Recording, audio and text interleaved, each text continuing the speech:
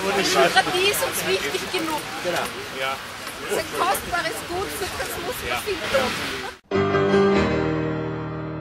Schluss mit der Parteienherrschaft, Schluss mit der Realverfassung, Schluss mit der Ausgrenzung der Mitsprache der Bürger. Und das ist ein erstes historisches, glaube ich, Demokratiebegehren in Österreich.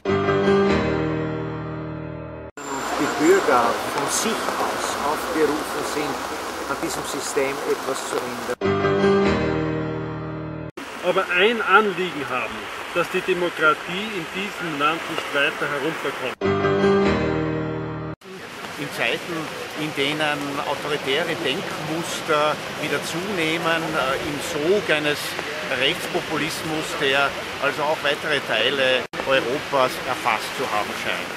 Also eine sehr wichtige Initiative, gerade jetzt zur richtigen Zeit.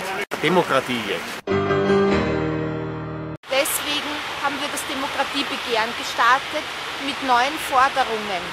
Natürlich bedeutet das für jeden Bürger und jede Bürgerin, dass man sich diese Forderungen durchlesen und mit komplexen Sachverhalten beschäftigen muss. Aber es ist es wert. Es ist die Mühe wert, weil die Demokratie ist ein kostbares Gut und das sollten wir jedenfalls schützen. Ja, wenn ich mit meinen Nachbarn rede, erkläre ich ihnen, dass es jetzt der Tag gekommen ist, wo wir uns gemeinsam entschließen müssen, die Demokratie in eine neue Verfassung zu bringen. In eine Verfassung, wo das demokratische Prinzip uns allen gemeinsam ist. Das sind einfach Dinge, die nicht nur die großen Politiker interessieren, sondern die wirklich die Leute auf der Straße interessieren und wo erstmals wirklich etwas bewegt wird. Wir gehen auf die Barrikaden für die Demokratie, einmal nicht von außen, von Besatzungsmächten und Befreiern verordnet, sondern von innen erkämpft, von den Menschen im eigenen Land.